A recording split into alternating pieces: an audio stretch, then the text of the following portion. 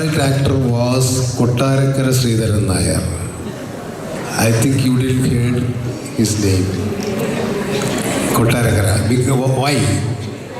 Because he's a versatile actor. Kottarakkara Sreedharan നായരുടെ അഭിനയത്തോടുള്ള കമലിന്റെ ഇഷ്ടം ഇങ്ങനെ.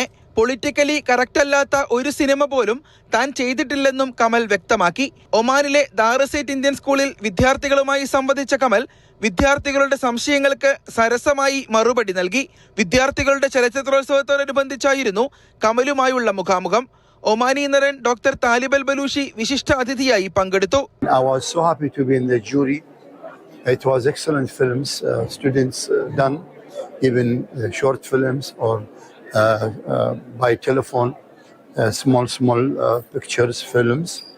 And I think this is very good. ചലച്ചിത്രോത്സവത്തിൽ ദാറുസൈറ്റ് ഇന്ത്യൻ സ്കൂളിലെ സൂര്യരാജ് നായർ മികച്ച നടനും വാദി കബീർ ഇന്ത്യൻ സ്കൂളിലെ അലീഷ ഷൈനു മികച്ച നടിയുമായി.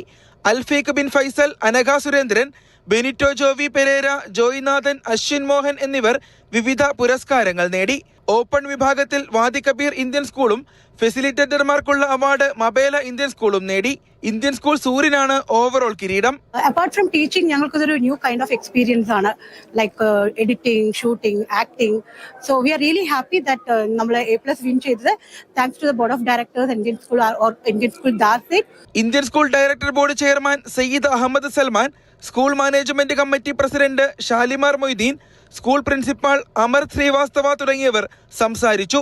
അധ്യാപകരും വിദ്യാർത്ഥികളും മാനേജ്മെന്റ് പ്രതിനിധികളുമടക്കം നിരവധി പേർ പങ്കെടുത്തു.